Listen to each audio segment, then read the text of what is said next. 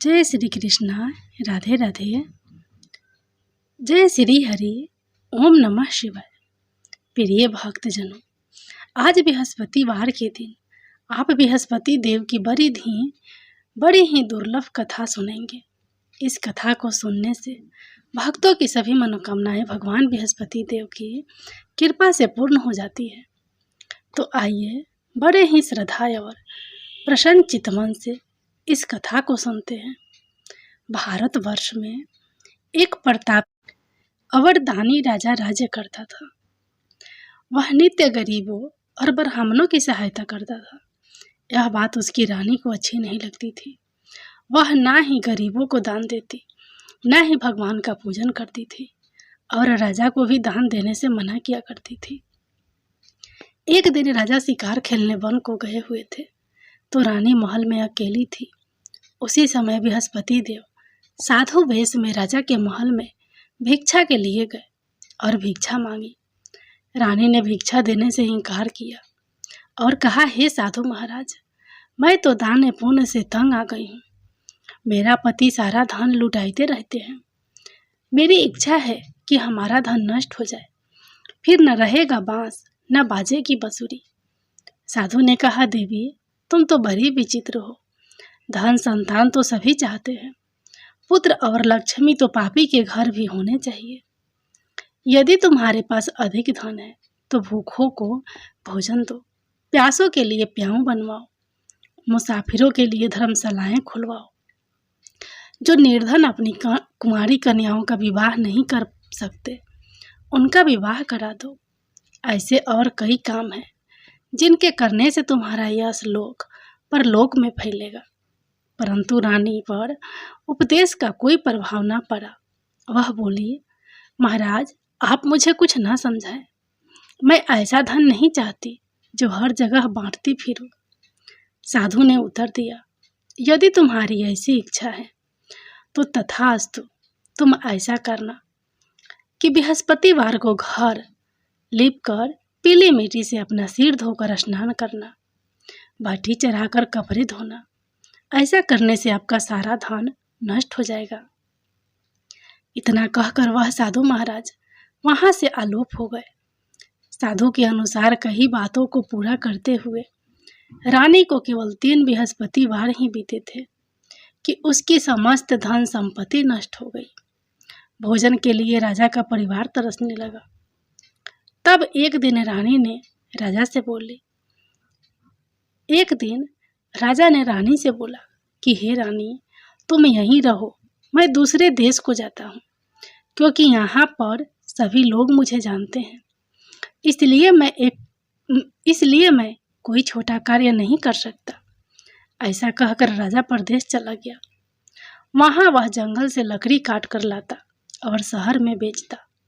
इस तरह वह अपना जीवन व्यतीत करने लगा। इधर राजा के परदेश जाते ही रानी अवरदासी दुखी रहने लगी। एक बार जब रानी अवरदासी को 7 दिन तक बिना भोजन के रहना पड़ा तो रानी ने अपनी दासी से कहा, हे दासी, पासी के नगर में मेरी बहन रहती है। वह बड़ी धनवान है, तो उसके पास जा और कुछ ले आ, ताकि थोड़ी बहुत गुजर बसर हो जाए। दासी रानी की बहन के पास गई। उस दिन गुरुवार था और रानी की बहन उस समय बृहस्पतिवार व्रत की कथा सुन रही थी। दासी ने रानी की बहन को अपनी रानी का संदेश दिया, लेकिन रानी की बड़ी बहन ने कोई उत्तर नहीं दिया। जब दासी को रानी की बहन से कोई उत्तर नहीं मिला तो वह बहुत दुखी हुई और उसे क्रोध भी आया। दासी ने वापस आकर रानी को सारी बात बता दी। सुनकर रानी ने अपने भाग्य को कोसा। उधर रानी की बहन ने सोचा कि मेरी बहन की दासी आई थी, परंतु मैं उससे नहीं बोली, इससे वह बहुत दुखी हुई होगी।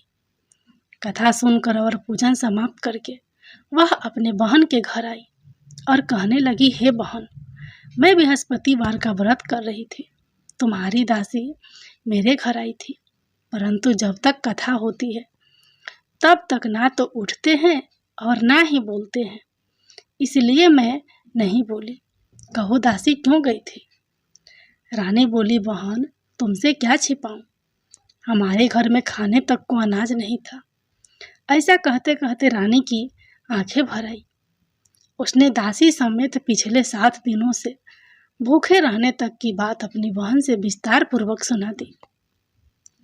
रानी की बहन बोली, देखो बहन, भगवान बृहस्पति देव सबकी मनोकामना को पूर्ण करते हैं। देखो शायद तुम्हारे घर में अनाज रखा हो। पहले तो रानी को विश्वास नहीं हुआ, पर बहन के आग्रह करने पर उसने अपनी दासी को अंदर भेजा तो उसे सचमुच अनाज से भरा एक घड़ा मिल गया। यह देखकर दासी को बड़ी हैरानी हुई। दासी रानी से कहने लगी, हे रानी, जब हमको भोजन नहीं मिलता तो हम व्रत ही तो करते हैं, इसलिए क्यों ना इनसे व्रत और कथा की विधि पूछ ली जाए ताकि हम भी व्रत कर सके। तब रानी ने अपनी बहन से बृहस्पति व्रत के बारे में पूछा। उसकी बहन ने बताया, बृहस्पतिवार के व्रत में चने की दाल और मुनाका से विष्णु भगवान का केले की जड़ में पूजन करें तथा दीपक जलाएं, व्रत कथा सुने और पीला भोजन ही करें। इससे बृहस्पति देव प्रसन्न होते हैं। व्रत और पूजन विधि बताकर रानी की बहन अपने घर को लौट गई। 7 दिन के बाद जब गुरुवार आया तो रानी और दासी ने व्रत रखा। घुड़साल में जाकर चना और गुड़ लेकर आई। फिर उससे केले की जड़ तथा विष्णु भगवान का पूजन किया। अब पीला भोजन कहाँ से आए, इस बात को लेकर दोनों बहुत दुखी थे। चूंकि उन्होंने व्रत रखा था, इसलिए बृहस्पति देव उनसे प्रसन्न थे। इसलिए वे एक साधारण व्यक्ति का रूप धारण कर 2 थालों में सुंदर पीला भोजन दासी को दे गए। भोजन पाकर दासी प्रसन्न हुई और फिर रानी के साथ मिलकर भोजन ग्रहण किया। उसके बाद वे सभी गुरुवार को व्रत और पूजन करने लगी। बृहस्पति भगवान की कृपा से उनके पास फिर से धन संपत्ति आ गई, परंतु रानी फिर से पहले की तरह आलस्य करने लगी। तब दासी बोली, देखो रानी, तुम पहले भी इस प्रकार आलस्य करती थी। तुम्हें धन रखने में कष्ट होता था, इस कारण सभी धन नष्ट हो गया। और जब भगवान बृहस्पति की कृपा से धन मिला है तो तुम्हें फिर से आलस्य होता है। रानी को समझाते हुए दासी कहती है कि बड़ी मुसीबतों के बाद हमने यह धन पाया है, इसलिए हमें दान पुण्य करना चाहिए, भूखे मनुष्यों को भोजन कराना चाहिए और धन को शुभ कार्यों में खर्च करना चाहिए, जिससे तुम्हारे कुल का यश बढ़ेगा, स्वर्ग की प्राप्ति होगी और पितृ प्रसन्न होंगे। दासी की बात मानकर रानी अपना धन शुभ कार्यों में खर्च करने लगी, जिससे पूरे नगर में उसका यश फैलने लगा। एक दिन राजा दुखी होकर जंगल में एक पेड़ के नीचे आसन जमाकर बैठ गया। वह अपनी दशा को याद करके व्याकुल होने लगा। बृहस्पतिवार का दिन था। एकाएक उसने देखा कि निर्जन वन में एक साधु प्रकट हुए। वह साधु वेश में स्वयं बृहस्पति देवता थे। लकड़हारे के सामने आकर बोले, हे लकड़हारे, इस सुनसान जंगल में तू चिंतामग्न क्यों बैठा है?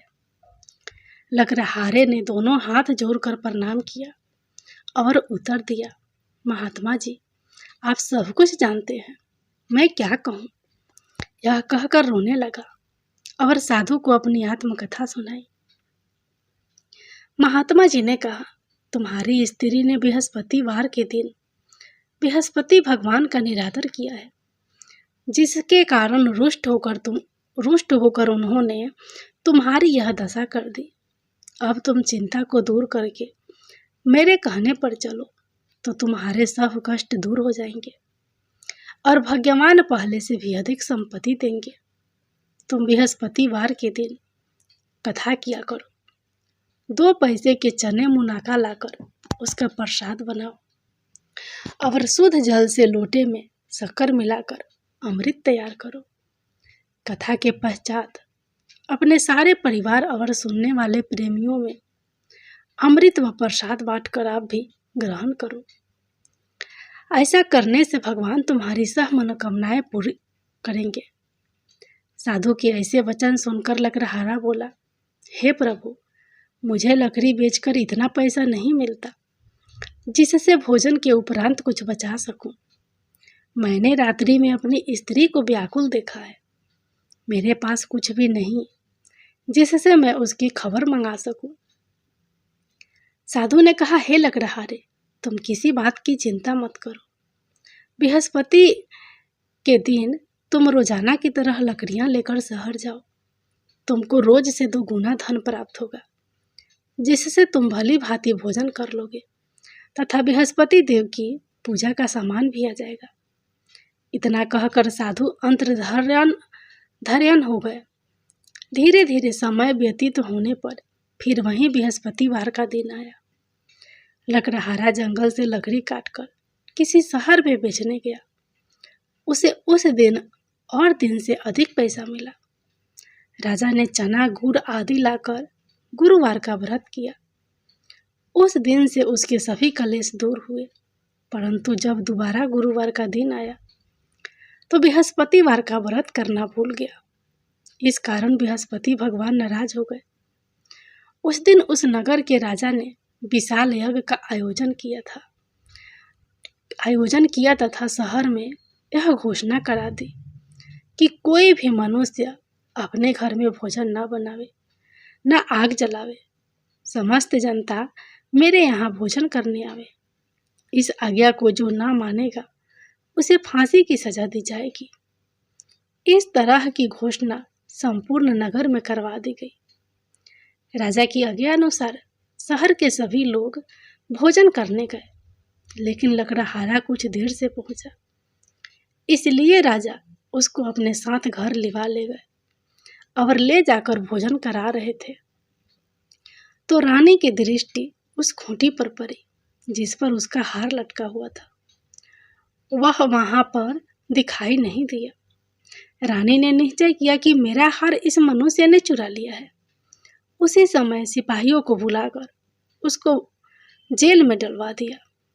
जब लकड़हारा जेल में पड़ गया और बहुत दुखी होकर विचार करने लगा कि न जाने कौन से पूर्व जन्म के कर्म से मुझे यह दुख प्राप्त हुआ है, और उसी साधु को याद करने लगा जो कि जंगल में मिला था।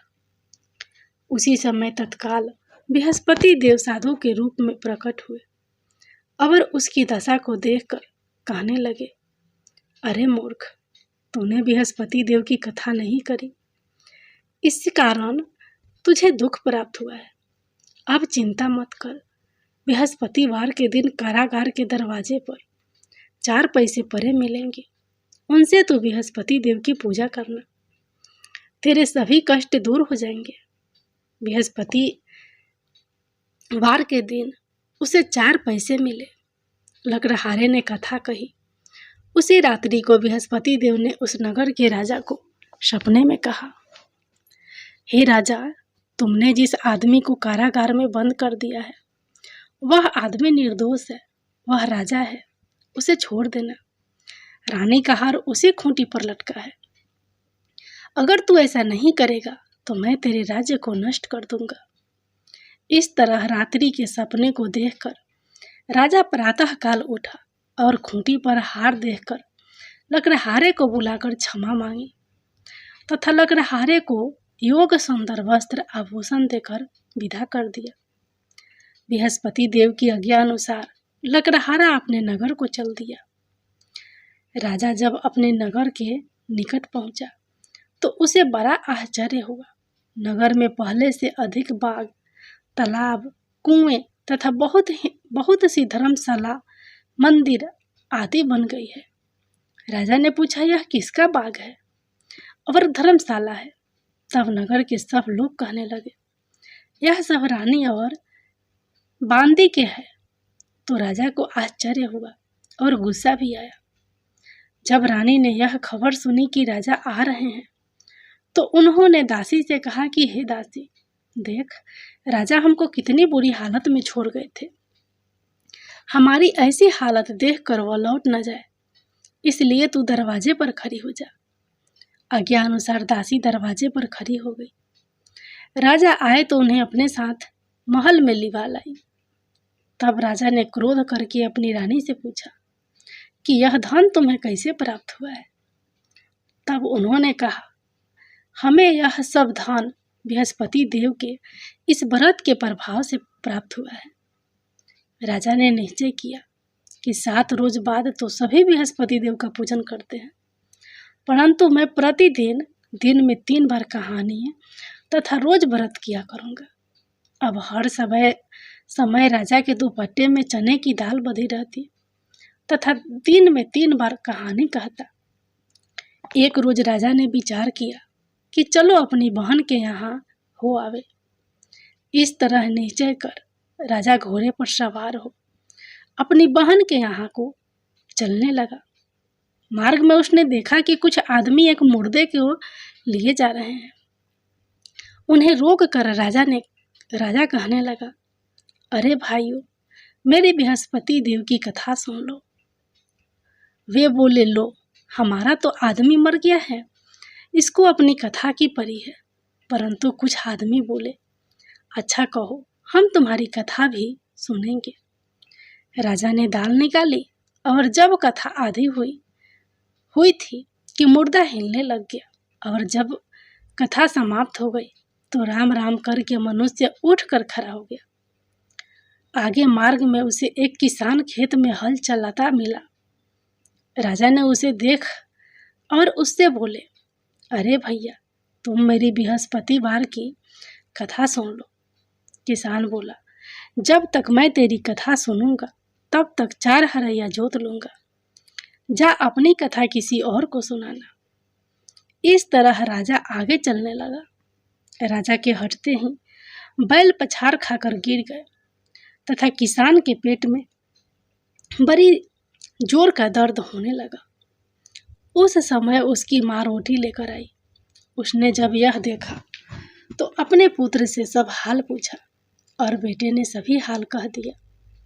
तो बुढ़िया दौड़ी दौड़ी उस घुड़सवार के पास गई और उससे बोली कि मैं तेरी कथा सुनूंगी, तू अपनी कथा मेरे खेत पर चलकर ही कहना।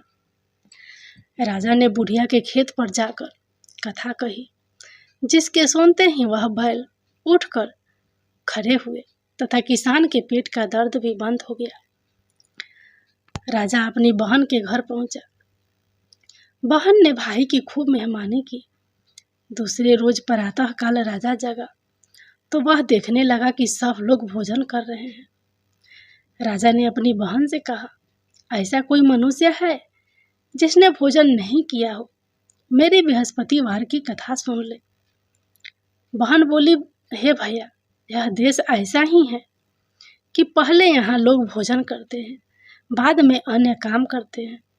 अगर कोई पड़ोस में हो तो देख कर आती हूँ। वह ऐसा कहकर देखने चली गई, परंतु उसे कोई भी ऐसा व्यक्ति नहीं मिला जिसने भोजन ना किया हो। अतः वह एक कुम्हार के घर गई जिसका लड़का बीमार था। उसे मालूम हुआ कि उसके यहाँ 3 रोज से किसी ने भोजन नहीं किया है। रानी ने अपने भाई की कथा सुनने के लिए कुम्हार से कहा। वह तैयार हो गया। राजा ने जाकर बृहस्पतिवार की कथा कही, जिसको सुनकर उसका लड़का ठीक हो गया। अब तो राजा की प्रशंसा होने लगी। एक रोज राजा ने अपनी बहन से कहा कि हे बहन, हम अपने घर को जाएंगे, तुम भी तैयार हो जाओ। राजा की बहन ने अपनी सास से कहा। सास ने कहा, हाँ चली जा, परंतु अपने लड़कों को मत ले जाना, क्योंकि तेरे भाई के कोई औलाद नहीं है। बहन ने अपने भैया से कहा, हे भैया, मैं तो चलूंगी, पर कोई बालक नहीं जाएगा। राजा बोला, जब कोई बालक नहीं जाएगा तब तुम ही क्या करोगी जाकर? बड़े दुखी मन से राजा अपने नगर को लौट आया।